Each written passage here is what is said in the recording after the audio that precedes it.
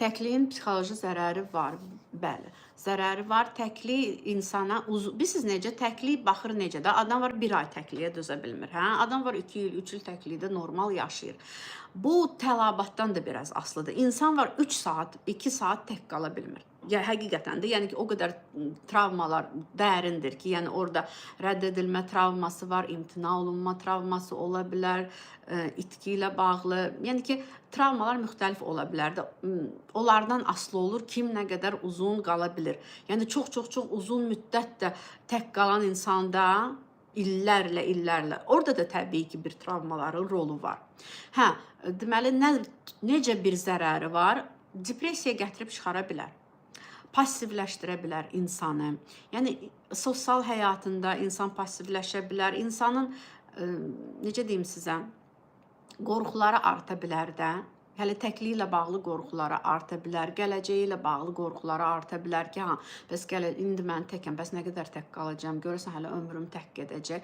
Yəni bunu hər gün düşünmək. Məsələn, əgər evdə də tutalım lap tək yaşayırsan, hər gün o evə gəlmək o insana get-gedə daha çətin olur. Bayramları o evdə tək keçirmək. Yəni ki, bu hələ üst-üstə insana hələ bir müəyyən travmanı yaşamış olur. Yenə də insanla insana fərq var.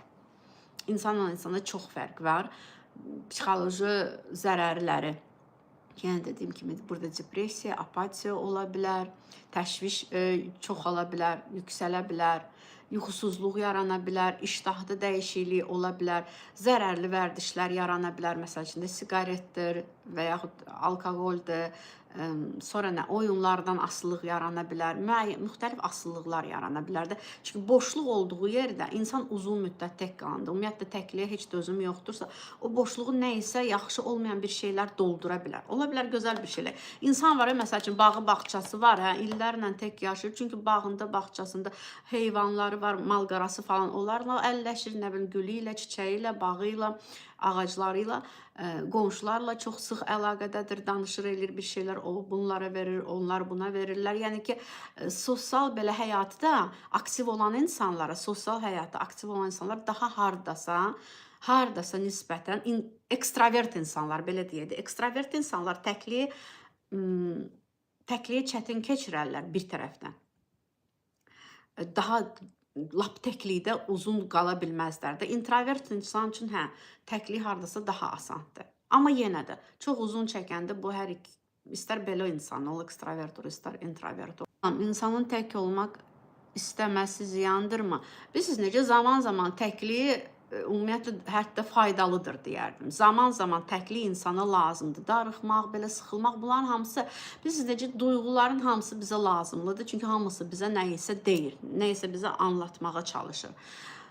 Təkliyin istəməsi, bilirsiniz necə, baxırsınız o təkliyi nə dərəcədə istəyirsiniz də. Məsələn də bir var, mən 1-2 gün tək olmaq istəyirəm. Tutalım lap bir həftə, hardasa gedib tək qalmaq istəyirəm. Bunlar normaldır. Amma bu aylar çəkirsə, məsələn, bir ay tək heç kəsi görməyəm, bu artıq patologiya saymaq olar.